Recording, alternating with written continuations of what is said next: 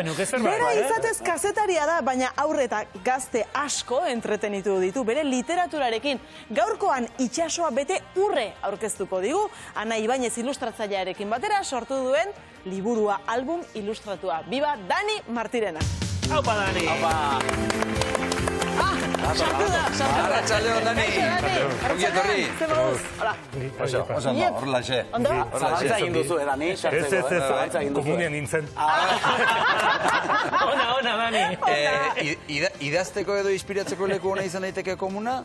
Irakurtzeko behintzat bai. Irakurtzeko bai, ez? Arrazoia. Egia. Irakurtzeko bai. Pasaren astean, Xunek esan zigun, berari kantuak sortzeko leku egoki iruditzen zaio Azulejoagatik. Egia da. Oso berro kantuak momentu. sortzen dituela komunean, eta Bai, ez zaitu ditzen plaza txarra, horrela inspirazioaren bila joateko. okerragoa badira, ez? Bai, ez da. Esaten hartzu. Bueno, hitz egin dezagun zure azken liburuari buruz. Album ilustratua, lehenik eta behin azalduko diguzu zer den album ilustratu bat? Ba, album ilustratua da, naiz eta gurea album ilustratua izatearekin batera baden zerbait artista liburutik, bada nolabait, bi hizkuntza uztartzen dituen artefaktua. Batetik irudia daude eta bertzetik testua. Hitzak eta zirriborroak edo marrazkiak edo dena delakoak. Orduan, bi hizkuntza horien arteko oreka berezia da, historia batekin gozatzeko, bai begiekin eta baita belarriekin ere, ez? Eta album ilustratu honetan pertsonaia bat aukeratu duzue, itxasertzean bizi den farozain bat, okerrezko alima gaude, ezta? Eta berak itxasoari begiratzen dio, itxasoaren sekretuak, itxasoaren ederrak, nola landu zuen, nondik sortu da ideia hau? Ba, liburu guztietan behar dugu protagonista nagusia, ez?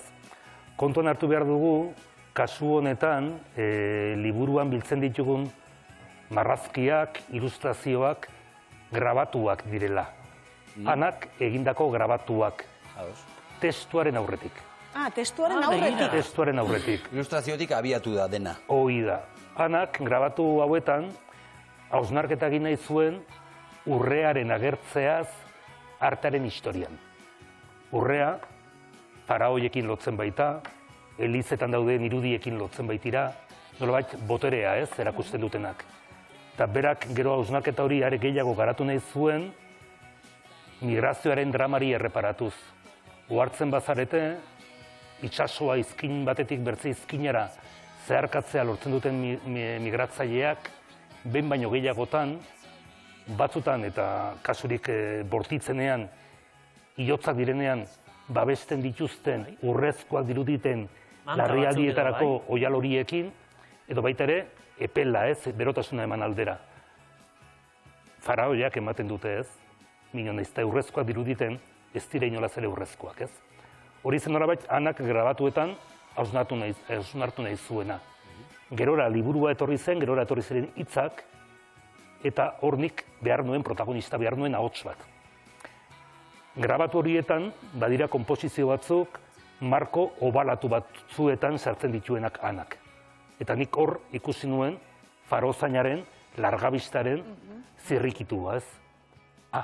Hemen dut protagonista, berak puska biribiletan ikusten baitu itsasoa, ez? Badugu liburuaren bideo sinopsi bat, ikusi egingo dugu, mentxe. Itsasoa zaintzen du farozainak. Itsasargia du etxe, itsas bazterrean, izkina batean. Largabistak ditu lepotik zintzilik, itsaso zatiak, bere puska biribilak, ikusteko jostailu optikotik. Ikusten hemen itsasoa, ikusten hor hondartza, ikusten kaia han.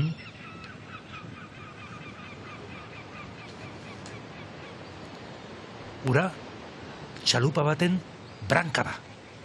Porturatzen ari da txalupa, ziur da orain farozaina ikusten duenarekin. Afrikatik datorren txalupa, auskorra da hori.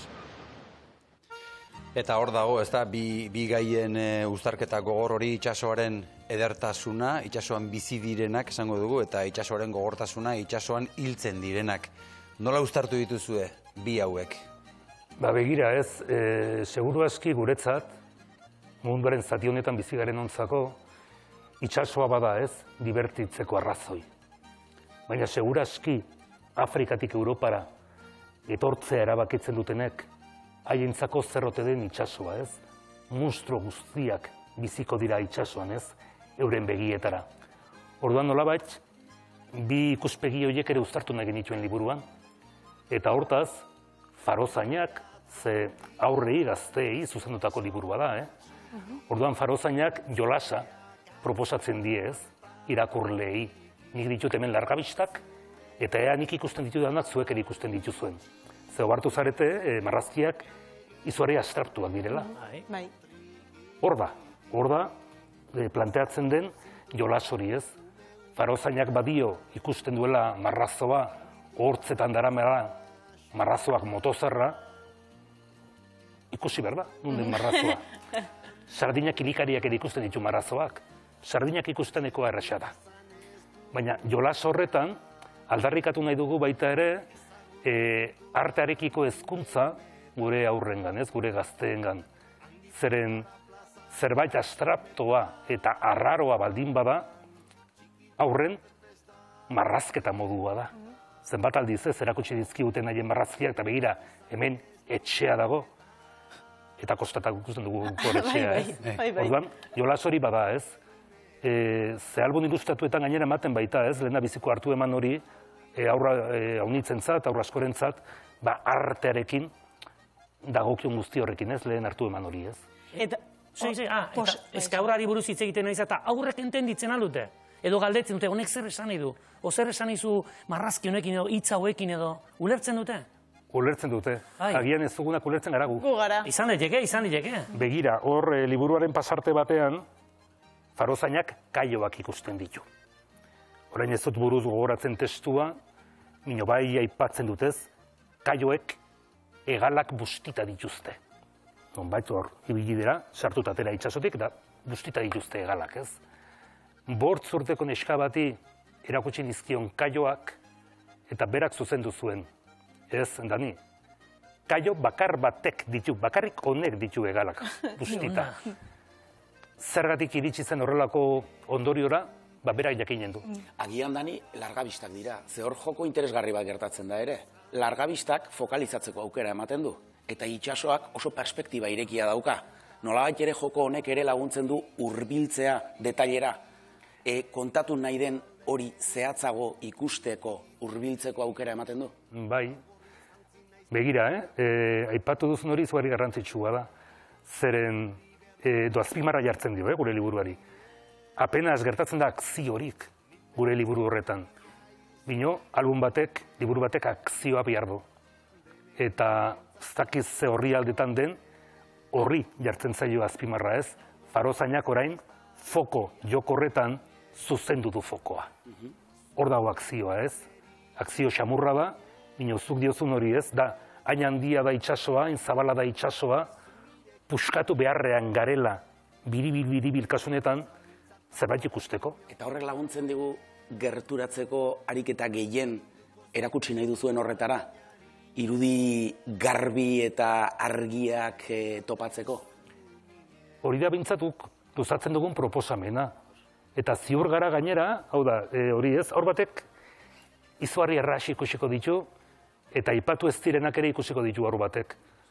Manta arraia adibidez ez da, Farozainak ez du manta arraiarik ikusi, baina gure orain arte izan ditugun irakurle fidel eta berexienetan, badanork manta arraia ikusi duen adibidez.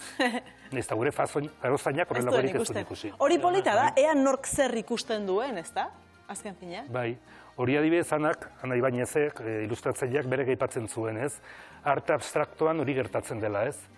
Artistak nolabait utzi behar duela, bere lana, hor, ea, gero ikusleak, zer eta nola ikusten duen, artistak jakin gabe nola ikusiko duen berak, ez?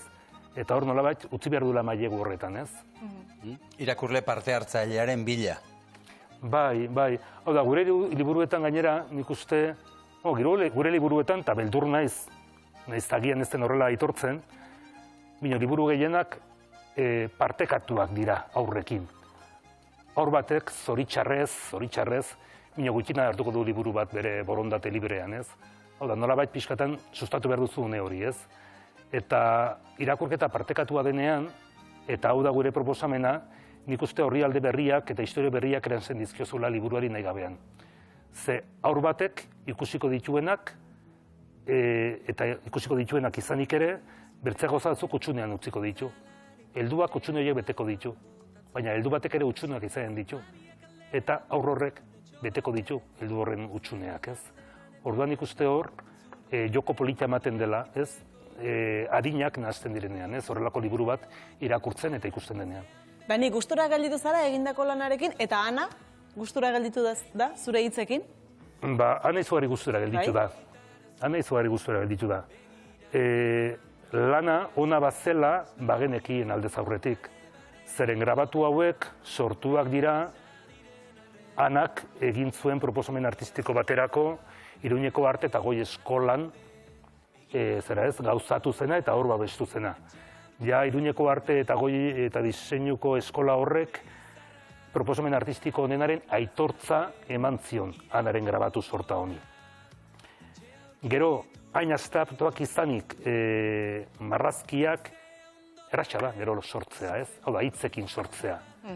Bai, nolabait heldu baten begiradatik, bai nik ikusi dudala marrazki guztietan helduleku bat, ez? Ez urruti egi joateko, ez? Historiaren proposamen horretan. Hondartza dela aipatzen duzunean, ba hondartza izan daiteken zerbaiten irudia ikusten da. Itsasoa aipatzen baldin baduzu, urdina den zerbait ikusten duzu. Largabistak aipatzen dituzunean etengabean, hor daudelako, ez, marko balatu horiek. Orduan, polita izan da lana, eta gure liburu guztietan, Ana gehien asebete duen liburu hau da, ze berak jardun du inoiz baino libreago, zezpaitzekien, hasiera batean gero hemendik liburu bat sortuko zenik, ez? Eta ni ere, gustorak ditu nez, eta izugarri pozik eta kontentu, Txalaparta argitaletxeak berarentzako hartu baitu gure proposamena. Eta editore baten laguntzarekin lan egin dudalako. Garazia Rula, idazlea eta editorea ere badena, eta polita izan da bien arteko lana, ez? Gure proposamena jakasik euneko eunean bukatuta zegoen, bino bai gauza txiki batzuk aldatu direla. Aldatu dira nolabait nire idazkeraren erdoia arintzeko aurrentzako liburua da dani, badakigu ongi idazten duzula. Baina aurrentzat da. Baina aurrentzako da, badakigu esaldi hau odola, ez dakizar, eta bakizar potentia dela, bino ez du horrelako esaldirik behar liburuak. Bitxikeria da, bino zerun muga. Hitz potentea da, hitz polita da, heldu batek erabiliko duen hitza, ez? Azkenean ez dut lortu sartzea liburuan. Beste liburu batean. Editorea ez du behar zerun muga. Bueno, zerun mugari gabe utziko dugu gure abentura ez.